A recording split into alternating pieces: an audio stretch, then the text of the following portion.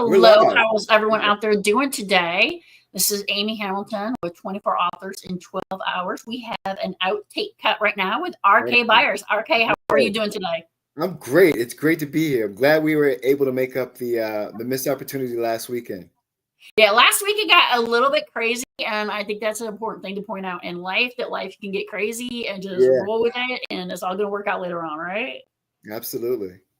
Now, RK, you are a prolific author. You have, 16 books? Is that right? Yeah, I'm up to 16, and most of them are even in my name, so that it's a plus. That's a plus. And so I definitely want to make sure I'm putting your author site here on Facebook, and I'll make sure that's Okay. shared in the links, as well as what I wanted to do is make sure people were aware of the book that we're focused on today, which is a Vampire Odyssey, or the Blue Blood of the Elizabethan Upper Crust. And this is Okay, a I see. Yeah. very uniquely written book. Do you want to share like what inspired you to write this book? I was working on something called the Indies. That's how it started. Because I had written another book and was trading it, trying because one of the things I realized it's real tough to get people to read your book if you don't have an audience, if you didn't go to the traditional publishing route and have their built-in marketing team, and it's even friends, like it's a chore. It's a chore to ask someone to do anything for you. I could make a mixtape and be like, "Can you give this a listen?" And people are like, "Oh." Everyone's to-do list is always magnified when you need someone to give you feedback on something. And asking someone to read nowadays is like torturous. They'd rather come and, help you move than read something. So I figured, taking into consideration, I had started trading a while ago, kind of as a mixed bag, and I had really, done it a lot more prolifically with the last book.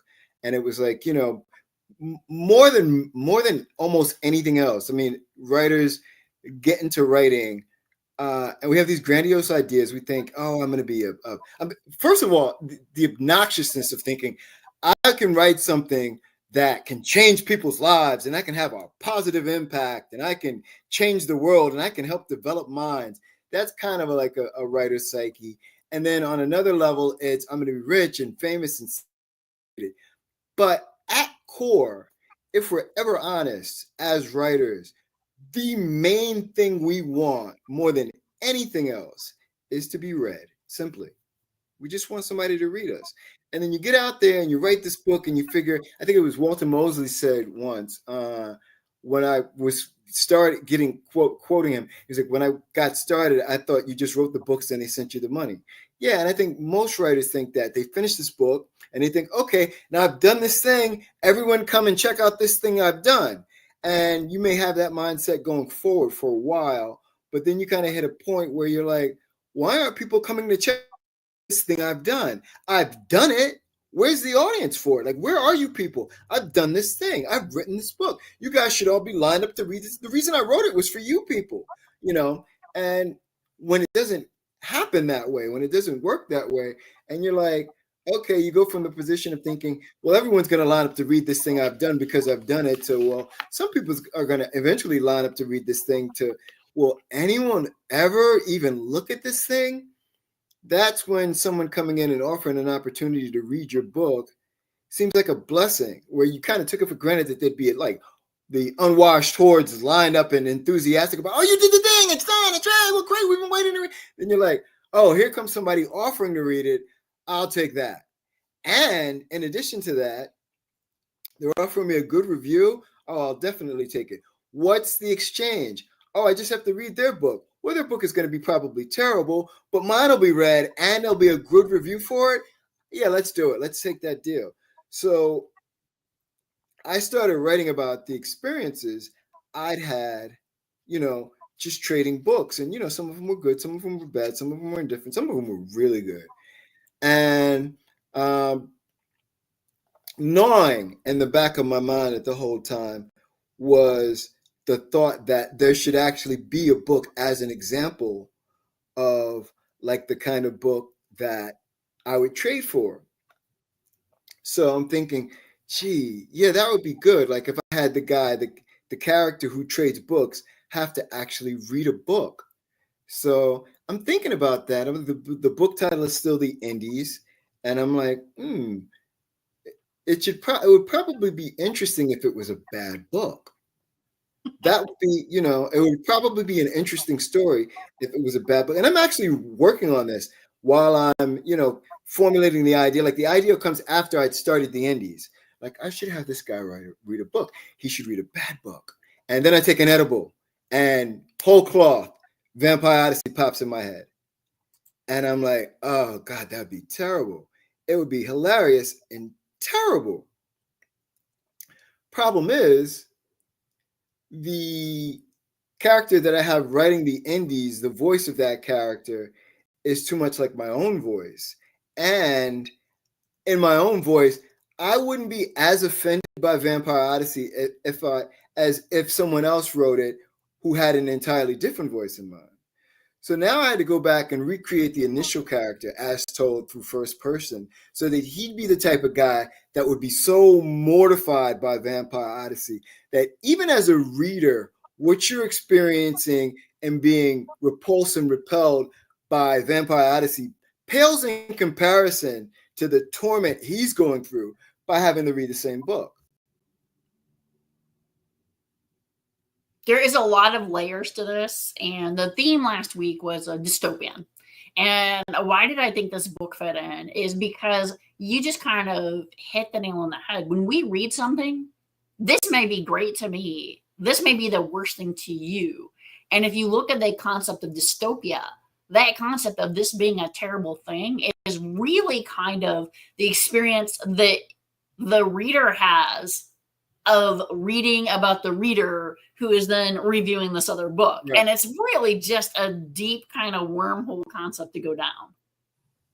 Right. Yeah, that's, like I wanted one of the levels I wanted. There's a few things I wanted to do with the book, but the initial level I wanted was like, and I was really inspired on another level by like Quentin Tarantino's Once Upon a Time in Hollywood. And the reason I thought, and I make a lot of Tarantino references in the book because I wanted to pay homage without, ripping them off. But the reason I thought that is I'd had conversations with people about that movie after it. And everyone kept saying the same thing, and I kept like correcting them. They were like, it wasn't really a traditional Tarantino movie because there was very little violence in it. And I was like, no, there's violence throughout. I said, what he's able to do really creatively in that movie is get you to accept the fact that the violence that you're watching the Rick Dalton character perpetuate while he's in character as Rick Dalton isn't the real violence, and only the violence at the end of the movie you accept as the real violence. Neither are real violence and all are actual violence, but you're able to categorize the different levels of violence as one being not real and one being real. And that's what I wanted to do with Vampire Odyssey as far as Lansford Uppington Smythe is concerned. Like, as much as you don't like Vampire Odyssey, dimly in the back of your mind, you're always aware, I hate this book, but this guy must hate it even more. Like, he's like, this is driving him to the edge. And as you know, there's so many profanities and so many gross, absurd sexual references. This guy he doesn't use any profanity. So it's like, it's mortifying to him. And, he considers himself a descendant of like William the Conqueror. Like every time there's a great epoch in history, like one of his ancestors is there. So like, he is just driven to the edge by this book. And, at the point of forfeiture of his initial agreement, which is a 5-star review. So let's talk a minute. You've talked a lot about the book itself and some of the creative process, which I really love. Which parts of you are in this book? Well, like a lot of it, like one of the things I did like about, stepping into the Lansford Uppington Smythe character as I wrote in first person is I got to really give shout outs to a lot of the writers I had read while I was trading the first time and mention their books. I didn't mention any of them by name, but I made it quite specific who I was referring to when I was talking about some of the books I read and just the trading process. And like his criticism of the publishing industry, I thought a lot of it was mine. I really like super indulge in the writer's ego. Like I make him detestable with how much of an egomaniac he is. It's an extension of my own ego, but I mean, on super steroids. And just like a lot of his position on like the contemporary state of not just literature, but indie literature and the proliferation of like monster themes and just like the generic reuse of certain tropes that just get used over and over and over again. And um, just his criticisms, a lot of his criticisms are mine. I thought like that was true. And as far as Darrell Sherman's Vampire Odyssey, which is the spoof, um, one of the things I wanted to do, and one of the things I worked really hard to do, as far as aside from making it just gross and profane, was make it clear that the Sherman character does have some background in understanding what he's doing. One of the subtleties, like, and I really wanted this to be an Easter egg for like Mary Shelley fans, um, is the creature's insistence on being called Cree as opposed to Frankenstein. So if I'm a Mary Shelley fan and I tune into Vampire Odyssey, and the first thing I notice is that Dracula and Frankenstein are arguing about Frankenstein's name, I'm thinking, oh, this is a person who didn't just take the iconography of the Frankenstein 1931 movie with, that wasn't Lon Chaney. Who was that again? It wasn't Bela Lugosi. It was how come I'm blanking on his name? I just thought of his name. But the actor who played Frankenstein in 1931, he didn't just take that and then name the character Frankenstein, because Mary Shelley calls that creation the creature throughout. So I've had that person call himself Cree, you know, but Dracula insists you should be named after your creator, so I'm going to call you Frankenstein. So it gives you a justification for why going forward in the book he's referred to as Frankenstein. And I wouldn't want a Mary Shelley fan to tune in and think that I'm just basing this character off the iconography of the Frankenstein monster, who's never technically termed a monster in the Mary Shelley book. And another thing with Lycaon, I wanted to get into the Greek mythology behind why Lycaon becomes a wolf. I wanted to say, well, okay, this is going to be a terrible book, but there are going to be points in it where I'm making it clear that I have it, that this guy has at least done the research to explain or justify why certain things are as they are, certain people are as they are, and why certain things exist in the way we see them. And then you have a fourth kind of surprise character in there. You want to talk about that one a little bit? Snow White. Yeah, Snow White's a favorite. And critically, this, like, it's what I do to poor Snow White. It's really an indictment. It's really my indictment on men in our current state. And I'm 57. I go back to meeting a young lady, you ask her for a phone number, you try to get to know her, what have you. But as I watch the young guys, and the first thing they want to do is get a young lady's social media, get her Instagram. And I'm like, so the first thing you want to do when you meet a young woman is look at pictures of her. We've really become a porned out generation. Like, where images are inundating us. Like, we have our one-on-one interpersonal skills are just diminished entirely. Like, we can't move beyond images now. And so the ability, I'm going to call it, the magic of Snow White in my book is really an indictment on like how difficult it must be to be an attractive young lady and meet a man or any group of men and they all become masturbatory, or just like creepy and weird. And so she has to deal with that. Like, she's like, like that on a grand scale. Like, she has to deal with, so the first person she meets who can look her in her eyes and have a conversation without becoming like that is Frankenstein. So, and I wanted to give a little bit of a princess backstory. I moved them all to Atlanta to make it kind of a hood urban literature book. I give a good reason in the case of Dracula. He got seduced there by a female rapper, and Lycaon, he got banished there by Zeus. But I kind of have Snow White from North Georgia, associated with cocaine for like Snow White. People will get that reference. And Frankenstein is just a result of a local guy named Frankenstein who created him. And it always interested me because I thought, like, one of the things I said was if I was deviant enough to go down to a morgue and grab a body to create new life with it, the last thing I would do would be grab a male body. Like, why did, why did Victor Frankenstein grab some guy or grab a series of guy parts and make, why would you bring a man back to life? Like, that's, so I have them all in Atlanta. Snow White she's at least with her magical abilities figured out a way to profit, but she's still being taken advantage of. Frankenstein can greet her eye level. So, she falls in love, but he's got issues. And he also had previously agreed to help, Dracula get back to Transylvania.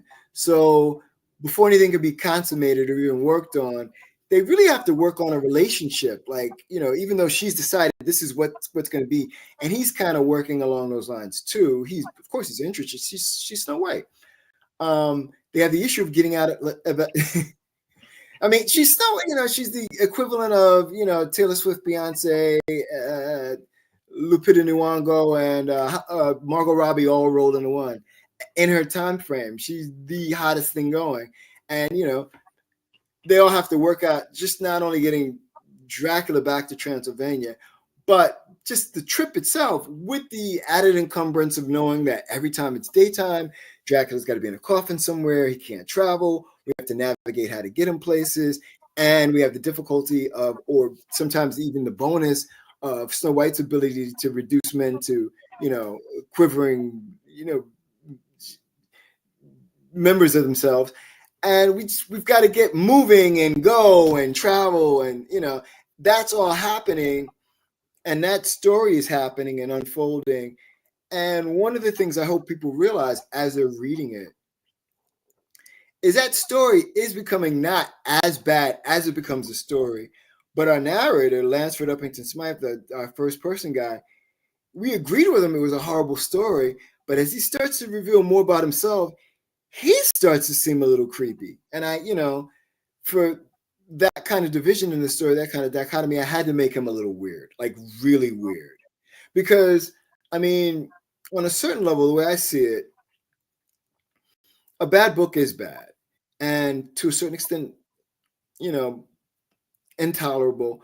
But I thought he was just a little over the top. So if you can't take just bad jokes, bad pun, bad innuendo, you probably have something going on with you that's a little off too. Because, I mean, I can watch bad comedy. I can listen to bad music. I can read bad literature.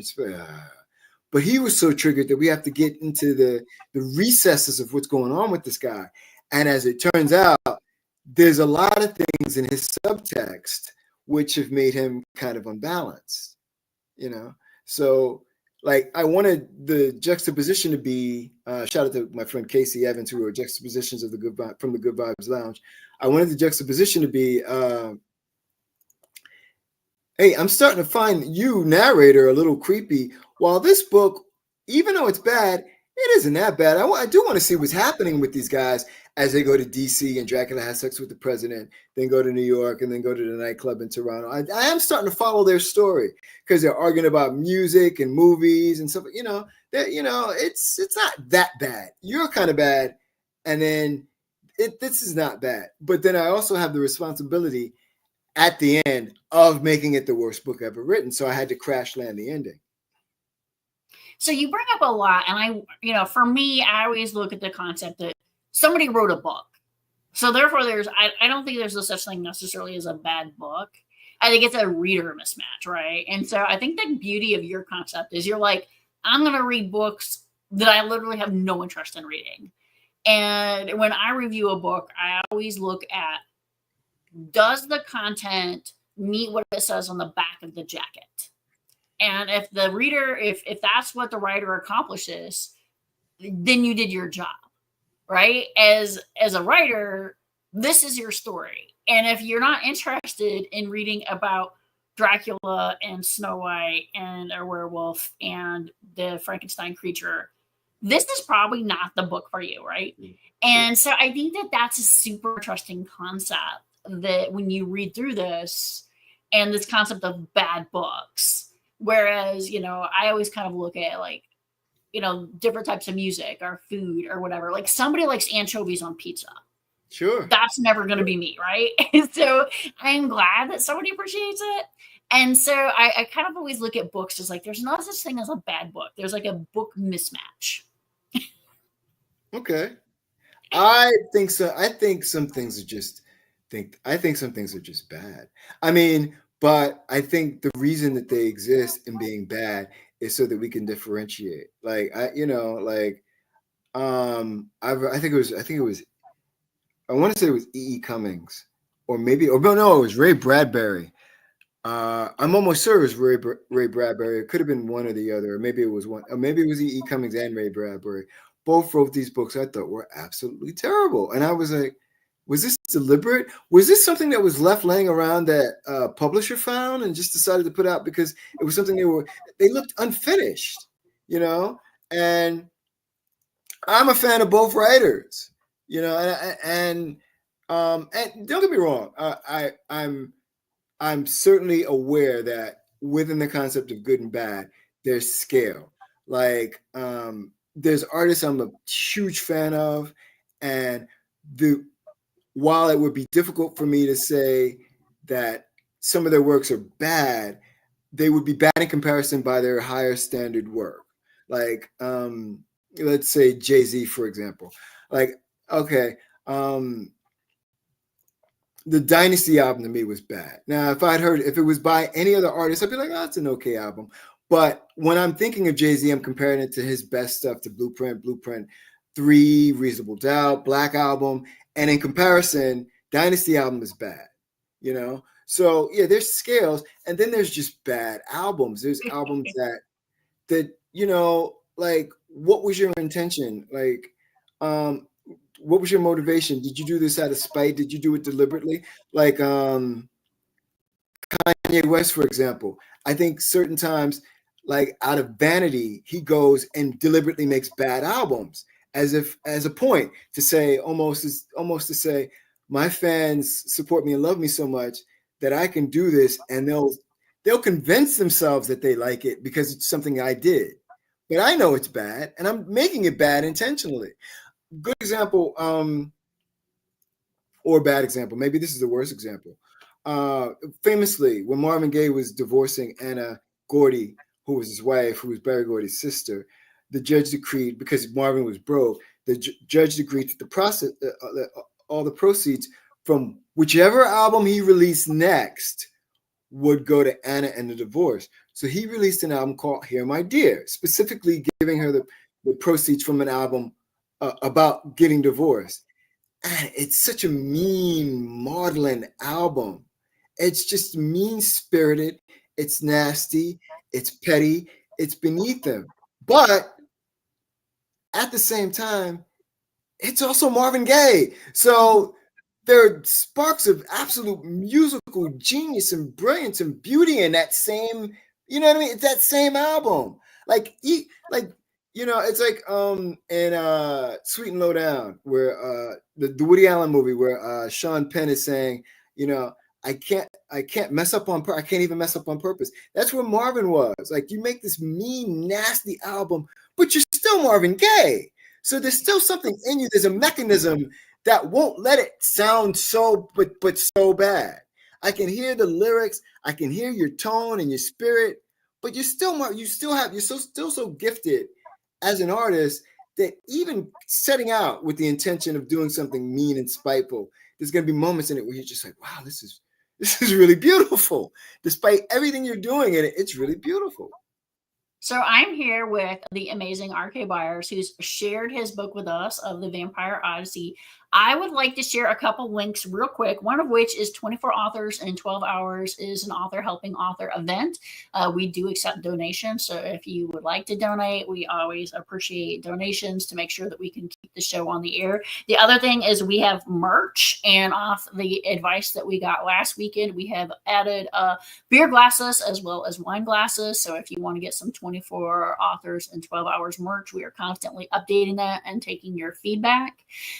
Please please subscribe. Our next 24 Authors in 12 Hours is going to be October 11th. And since it is going to be October, we are featuring all things horror, all things crime thrillers, all things dark fantasy. It is definitely the times for goblins and ghouls, which I think we've been set up very, very well with this book from R.K. Byers. RK, I'm going to ask you, any last thoughts as we're sort of wrapping up the segment? Boris Karloff, that's who played Frankenstein. Boris Karloff. I would be remiss not to mention Boris Karloff because, 1931, both of those movies came out, Frankenstein and Dracula.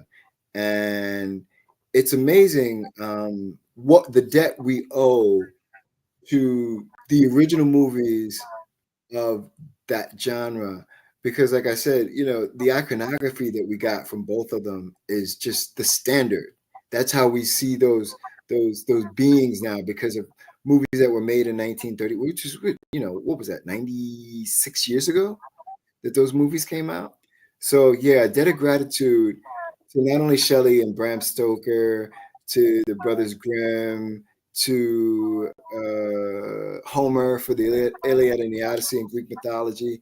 And thank you, Emmy, for having me. It's been a pleasure. I'm glad we were able to make this up. I'm glad I got a chance to rant. And hopefully... No, it's wonderful, and I appreciate having you here. And I know you had some trouble last weekend. And yeah. I think that one of the things that's great about technology now is we can hit a button and we can do this recording. We're right back. Everybody out there, this is now on YouTube. It is on Facebook, and it will be on Spotify by the end of the weekend. Like I said, the next 24 Authors in 12 Hours will be October 11th. And if you like this content, let us know future recordings, what you'd like to hear in the Author's Cut on Spotify. We also do a lot of outtakes with incredible authors. Thank you so much. Thank you so much, RK. Any last words? Thank you. Just thanks. Gratitude that we were able to reschedule and do it again. Do it better. Do it right.